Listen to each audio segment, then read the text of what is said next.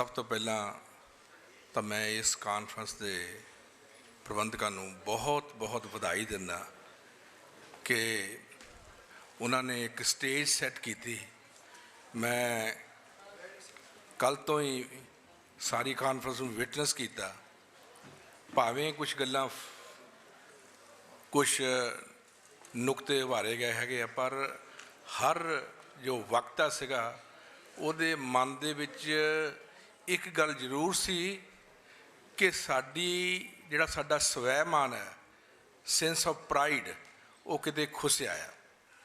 कुछ सवाल इधरों उधरों आते ने, पर असी भुल जाते हैं कि असी गवर्नेंस दे विच रहिंदे हैगे आ। इत्थे असी एक इस तरह का सिस्टम पैदा किया जिहदे विच गवर्नेंस हुंदी हैगी है, और जिहड़े बंदे सानू गवर्न करते हैं उन्होंने अपनी जिम्मेवारी नहीं निभाई।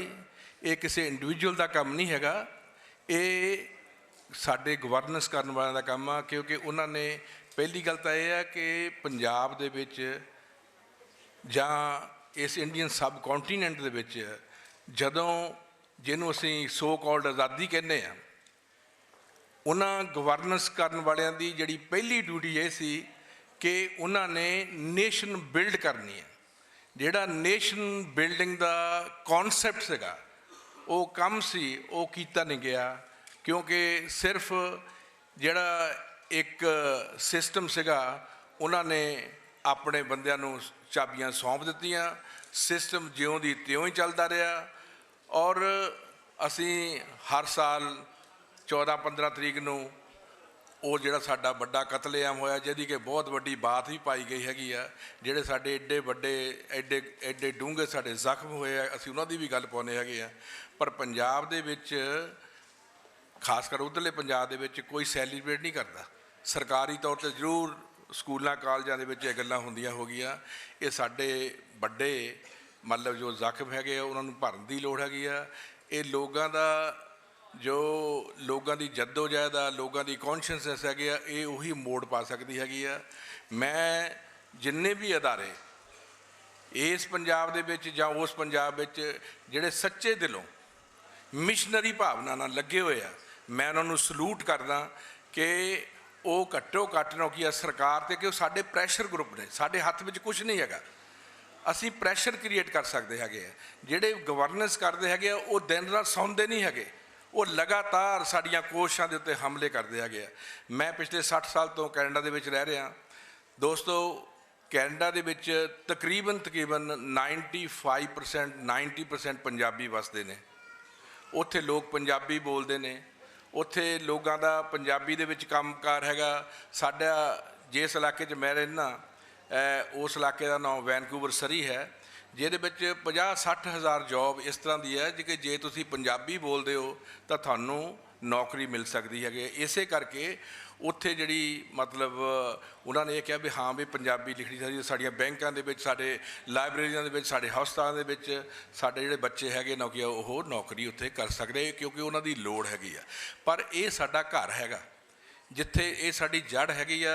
इत्थे साडी जिहड़ी साडे कोल प्रिविलेज नहीं हैगी कि असीं मतलब अपनी माँ बोली बोलनी, सानू किसी ने खैरात देनी हैगी आ।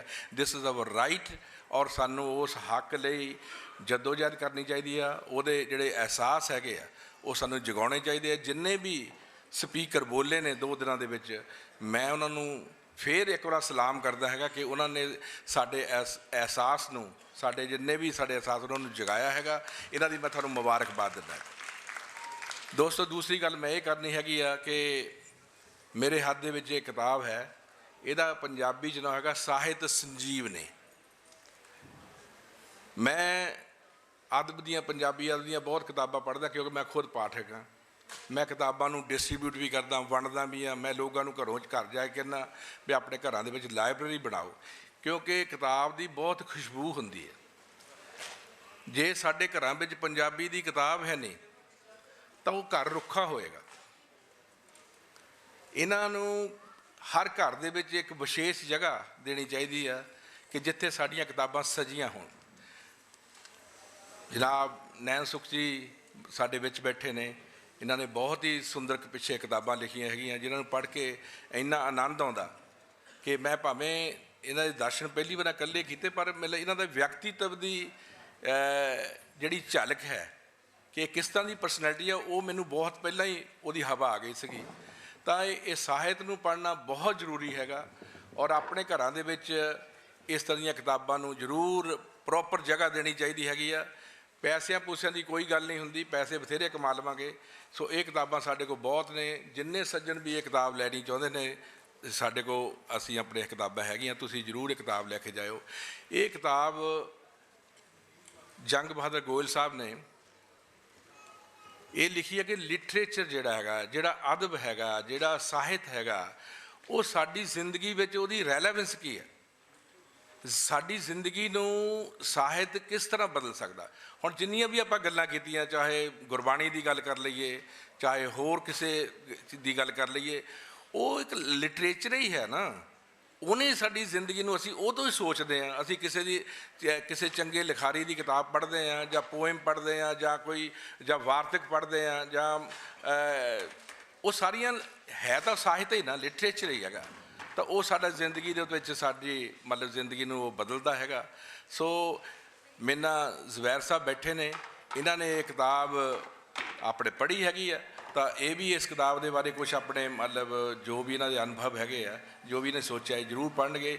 ਸੋ ਮੈਂ ਮਤਲਬ ਇੱਕ ਵਾਰ ਫਿਰ ਕਾਨਫਰੰਸ ਦੇ ਪ੍ਰਬੰਧਕਾਂ ਨੂੰ ਔਰ ਜਿੰਨੇ ਵੀ ਹਾਜ਼ਰੀਨ ਜਿਹੜੇ ਕਿ ਵੱਡੀ ਗਿਣਤੀ ਜਿੱਥੇ ਆਏ ਹੈਗੇ ਆ, ਉਹਨਾਂ ਨੂੰ ਇੱਕ ਵਾਰ ਫੇਰ ਵਧਾਈ ਦਿੰਦਾ ਹੈਗਾ। ਤੁਸੀਂ ਜਿਸ ਕੰਡੀਸ਼ਨਸ ਦੇ ਵਿੱਚ ਕੰਮ ਕਰ ਰਹੇ ਹੋ, ਤੁਹਾਡੀਆਂ ਕੰਡੀਸ਼ਨਸ ਬਾਘਾ ਸਰਹੱਦ ਦੇ ਦੂਸਰੇ ਪਾਸੇ ਦੀਆਂ ਕੰਡੀਸ਼ਨ ਵੱਖਰੀਆਂ ਕੰਡੀਸ਼ਨ ਨੇ। ਤੁਹਾਨੂੰ ਸਲੂਟ ਹੈ ਕਿ ਤੁਸੀਂ ਐਡਵਰਸ ਕੰਡੀਸ਼ਨ ਦੇ ਵਿੱਚ ਵੀ ਪੰਜਾਬੀ ਦਾ ਝੰਡਾ ਬੁਲੰਦ ਰੱਖਿਆ ਹੈਗਾ। ਸੋ ਤੁਸੀਂ ਮੁਬਾਰਕ ਦੇ ਹੱਕਦਾਰ ਹੋ। ਸੋ ਇਹਨਾਂ ਸ਼ਬਦਾਂ ਨਾਲ ਮੈਂ ਜ਼ੁਬੈਰ ਸਾਹਿਬ ਨੂੰ ਗੁਜ਼ਾਰਿਸ਼ ਕਰਾਂਗਾ ਕਿ ਉਹ ਇਸ ਕਿਤਾਬ ਦੇ ਬਾਰੇ ਕੁਛ ਆਪਣੇ ਭਾਵ ਦੱਸਣਗੇ। ਬਹੁਤ ਸ਼ੁਕਰੀਆ ਜੀ। ਇਹ ਕਿਤਾਬ ਜਿਹੜੀ ਹੈ, ਇਹਦਾ ਨਾਮ ਹੈ ਸਾਹਿਤਕ ਸੰਜੀਵਨੀ। ਜੀਵਨੀ ਦੇ ਸਾਰਿਆਂ ਨੂੰ ਅਸੀਂ ਵਾਕਫ ਹੀ ਹਾਂ ਕਿ ਜੀਵਨ ਤੋਂ ਜ਼ਿੰਦਗੀ, ਸੰਜੀਵਨੀ ਦਾ ਮਤਲਬ ਹੈ ਸੋਹਣੀ ਜ਼ਿੰਦਗੀ। ਜਦੋਂ ਅਸੀਂ ਸੀਨ ਲਾਉਂਦੇ ਹਾਂ ਲਫ਼ਜ਼ ਦੇ ਨਾਲ, ਜਿਸ ਤਰ੍ਹਾਂ ਲੇਖ ਹੈਗਾ, ਲੇਖ ਦਾ ਮਤਲਬ ਹੈ ਲਿਖਤ, ਸੁਲੇਖ ਸੋਹਣੀ ਲਿਖਤ। ਸੋਹਣੀ ਲਿਖਤ ਅਸੀਂ ਫਿਰ ਲਿਟਰੇਚਰ ਨੂੰ ਕੀਤੇ। ਇਸ ਤਰ੍ਹਾਂ ਲਫ਼ਜ਼ ਹੈਗਾ ਜਨ, ਜਨ ਦਾ ਮਤਲਬ ਹੈਗਾ ਬੰਦਾ, ਅਤੇ ਸੱਜਣ ਸੋਹਣਾ ਬੰਦਾ। ਇਹ ਜਿਹੜਾ ਨਾ ਮੇਰੇ ਹਿਸਾਬ 'ਚ ਸਾਹਿਤ ਸੰਜੀਵਨੀ ਬਿਲਕੁਲ ਸਹੀ ਨਾਂ ਸੀ। ਇਹਨਾਂ ਨੇ ਇਹਦਾ ਨਾਂ ਰੱਖਤਾ ਅਦਬੀ ਆਬੇ ਹਯਾਤ, ਜਿਹਦੀ ਕੋਈ ਲੋੜ ਨਹੀਂ ਸੀ। ਅਦਬੀ ਆਬੇ ਹਯਾਤ ਹੈ ਹੀ ਉਰਦੂ ਦਾ ਸਾਰਾ ਉਹ ਬਣ ਗਿਆ। ਭੁਪਿੰਦਰ ਸਾਹਿਬ ਸੌਰੀ, ਮੈਂ ਥੋੜ੍ਹਾ ਜਿਹਾ ਆਬਜੈਕਟ ਵੀ ਕਰ ਰਿਹਾ। ਇਹ ਕਿਤਾਬ ਲਿਖੀ ਹੋਈ ਹੈ ਜੰਗ ਬਹਾਦਰ ਗੋਇਲ ਨੇ। ਜੰਗ ਬਹਾਦਰ ਗੋਇਲ ਜਿਹੜੇ ਨੇ ਉਹ ਰਿਟਾਇਰ ICS ਹੈਗੇ ਨੇ, ਕਮਿਸ਼ਨਰ ਵੀ ਰਹੇ, ਬਹੁਤ ਪੜ੍ਹੇ ਲਿਖੇ ਆਦਮੀ ਨੇ, ਵਿਦਵਾਨ ਨੇ।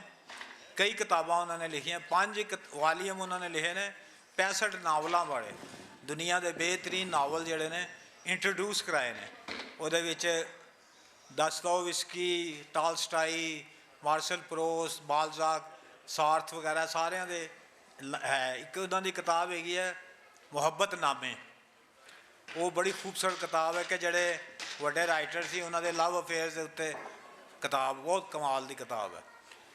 ਇਹ ਜਿਹੜੀ ਕਿਤਾਬ ਹੈ ਬਿਲਕੁਲ ਡਿਫਰੈਂਟ ਕਿਤਾਬ ਹੈ। ਮੇਰਾ ਖਿਆਲ ਹੈ ਸਾਡੇ ਪੰਜਾਬੀ 'ਚ ਵੀ ਇਹ ਬਿਲਕੁਲ ਅਨੋਖੀ ਕਿਤਾਬ ਹੈ ਔਰ ਸਾਡੇ 'ਤੇ ਲਿਖੀ ਨਹੀਂ ਗਈ। ਇਹ ਕਿਤਾਬ ਹੈਗੀ ਕਿ ਲਿਟਰੇਚਰ ਨੇ ਲੋਕਾਂ ਨੂੰ ਕਿਵੇਂ ਸਿਹਤਮੰਦ ਕੀਤਾ। ਮਤਲਬ ਖੁਦ ਇਹਨਾਂ ਨੇ ਦੱਸਿਆ ਕਿ ਮੈਂ ਬੜਾ ਸਖਤ ਬਿਮਾਰ ਹੋ ਗਿਆ, ਬੜੀ ਅਜੀਬੋ ਗਰੀਬ ਬਿਮਾਰੀ ਹੋ ਗਈ, ਲੋਕ ਪਤਾ ਨਹੀਂ ਲੱਗਦਾ ਸੀ ਕੀ ਬਿਮਾਰੀ ਹੈ।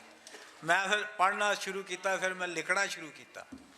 ਫਿਰ ਇਹਦੇ ਵਿੱਚ ਦੁਨੀਆ ਦੇ ਜਿਹੜੇ ਵੱਡੇ ਰਾਈਟਰਸ ਨੇ, ਜਿਵੇਂ ਟਾਲਸਟਾਈ ਹੈ, ਦਸਤੋਵਿਸਕੀ ਹੈ, ਚੇਖੋਫ ਹੈ, ਬਾਲਜ਼ਾਕ ਹੈ, ਮਾਰਸ਼ਲ ਪ੍ਰੋਸਟ ਹੈ, ਕਾਫਕਾ ਵਗੈਰਾ, ਜਿਹੜੇ ਬਿਮਾਰ ਹੋਏ ਔਰ ਲਿਟਰੇਚਰ ਨੇ, ਕਿਤਾਬਾਂ ਨੇ ਉਹਨਾਂ ਨੂੰ ਸਿਹਤਮੰਦ ਕੀਤਾ। ਇਹਨਾਂ ਦਾ ਇਸ ਕਿਤਾਬ ਦਾ ਬੇਸਿਕ ਥੀਸਿਸ ਇਹ ਹੈਗਾ ਕਿ ਰੀਡਿੰਗ ਜਿਹੜੀ ਹੈ ਔਰ ਰਾਈਟਿੰਗ ਜਿਹੜੀ ਹੈ, ਲਿਖਣਾ ਔਰ ਪੜ੍ਹਨਾ, ਇਹ ਸਾਈਕੋਥੈਰੇਪੀ ਦਾ ਕੰਮ ਕਰ ਸਕਦੀ ਹੈ, ਥੈਰੇਪੀ ਦਾ ਕੰਮ ਕਰ ਸਕਦੀ ਹੈ। ਬਕਾਇਦਾ ਉਹਨਾਂ ਨੇ ਬੇਸ਼ੁਮਾਰ ਲੋਕਾਂ ਦੀਆਂ ਮਿਸਾਲਾਂ ਦਿੱਤੀਆਂ ਨੇ ਇਹਦੇ 'ਚ, ਔਰ ਬੜੀਆਂ ਸੋਹਣੀਆਂ ਇਹਦੇ 'ਚ ਗੱਲਾਂ ਨੇ। ਮੈਂ ਜ਼ਿਆਦਾ ਟਾਈਮ ਨਹੀਂ ਲੈਂਦਾ ਕਿਉਂਕਿ ਟਾਈਮ ਉਹਨਾਂ ਨੇ ਸਾਨੂੰ ਥੋੜ੍ਹਾ ਹੀ ਦਿੱਤਾ ਸੀ। ਮੈਂ ਸਿਰਫ ਇੱਕ ਦੋ ਨਜ਼ਮਾਂ ਪੜ੍ਹ ਕੇ ਵਿੱਚੋਂ ਜਿਹੜੀਆਂ ਉਹਨਾਂ ਨੇ ਕੋਟ ਕੀਤੀਆਂ ਨੇ ਆਪਣੀ ਗੱਲ ਮੁਕਾ ਦਿਆਂਗਾ। ਇੱਕ ਨਜ਼ਮ ਹੈਗੀ ਹੈ ਜੀ, ਕਵਿਤਾ ਲਿਖਿਆ ਕਰੋ, ਦਰਦਾਂ ਨੂੰ ਤਰਤ ਮਿਲਦੀ ਹੈ, ਕੋਰੇ ਵਰਕਿਆਂ ਨੂੰ ਸੌਂਪਿਆ ਕਰੋ, ਰੂਹ ਦਾ ਸਗਲ ਭਾਰ, ਇਹ ਲਿਖਣ ਨਾਲ ਨੀਂਦ ਵਿੱਚ ਖਲਲ ਨਹੀਂ ਪੈਂਦਾ। ਤੁਹਾਡੇ ਕੋਲ ਬਹੁਤ ਕੁਛ ਹੈ, ਕਵਿਤਾ ਜਿਹਾ ਸਿਰਫ ਖੁਦ ਨੂੰ ਅਨੁਵਾਦ ਕਰੋ। ਅਨੁਵਾਦ ਮੈਨੇ ਉਹਦਾ ਤਰਜਮਾ। ਹੋਕਿਆਂ ਨੂੰ ਸ਼ਬਦਾਂ ਦੇ ਵਸਤਰ ਪਾਓ, ਕਵਿਤਾ ਲਿਖਣ ਨਾਲ ਪੱਥਰ ਹੋਣੋਂ ਬਚਿਆ ਜਾ ਸਕਦਾ ਹੈ। ਇੱਕ ਹੋਰ ਹੈ ਛੋਟੀ ਜਿਹੀ ਨਜ਼ਮ, ਕਿਤਾਬ ਜਾਗਦੀ ਹੈ, ਖਰੀਦੋ ਰੱਖੋ, ਪੜ੍ਹੋ ਨਾ ਪੜ੍ਹੋ, ਘਰ ਦੇ ਰੈਕ ਵਿੱਚ ਰੱਖੋ ਤੇ ਭੁੱਲ ਜਾਓ। ਜੇ ਤੁਸੀਂ ਪੜ੍ਹ ਨਹੀਂ ਸਕਦੇ, ਯਾਦ ਰੱਖ ਨਹੀਂ ਸਕਦੇ, ਸੌਣ ਦਿਓ ਕਿਤਾਬ ਨੂੰ। ਮਹੀਨੇ ਸਾਲ ਪੀੜ੍ਹੀ ਦਰ ਪੀੜ੍ਹੀ ਉਡੀਕ ਕਰੋ, ਜਾਗੇਗੀ ਕਿਤਾਬ। ਕਿਸੇ ਦਿਨ ਕਿਸੇ ਪਲ ਪੜ੍ਹੇਗਾ ਕੋਈ, ਜਿਸ ਨੇ ਨਹੀਂ ਖਰੀਦਣੀ ਸੀ ਇਹ ਕਿਤਾਬ। ਸ਼ੁਕਰੀਆ।